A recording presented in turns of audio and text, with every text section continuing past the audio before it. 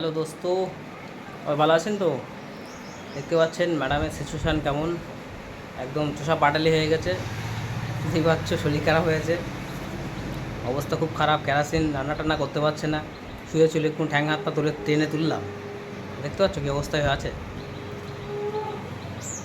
তো আপনারা ফলো করবেন এবং আমাকে একটু প্লিজ সাপোর্ট করবেন, ঠিক আছে? আর সাবস্ক্রাইব করবেন চ্যানেলগুলো, তাহলে আমাদের ভিডিওগুলো আপনারা পাবেন, নিউ নিউ ভিডিও।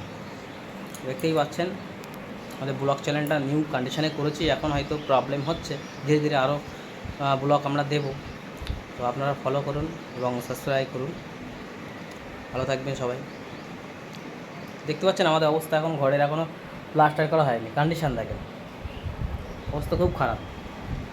তা আপনারা যদি সাপোর্ট করেন তো একদিন না একদিন হবে অনেক কিছু।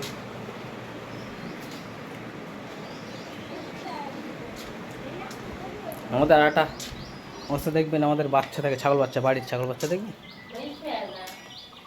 দেখেন এই যে আমাদের পুচকি ঘুমাচ্ছে, এই মন্টু মন্টু, এই দেখো। এর মা আর কী বলো, ছোটোবেলা তো দেখিনি, বুঝেছ?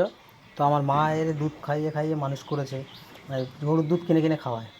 এর মা আর এখন ভালোভাবে দেখিনি, মাই চেনে না ওকে এখনও ভালোভাবে। মার সঙ্গে খাটে থাকে, তারপরে আপনার এর একদম সিচুয়েশন খুবই খারাপ।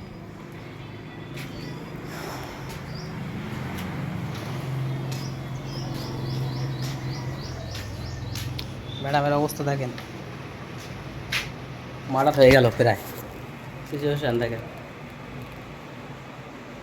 যেন এমন মনে হচ্ছে যেন মরা শুয়ে আছে, চারিদিকে সব জামা কাপড় দেখো পড়ে রয়েছে, আর গুছাইনি কিছুই।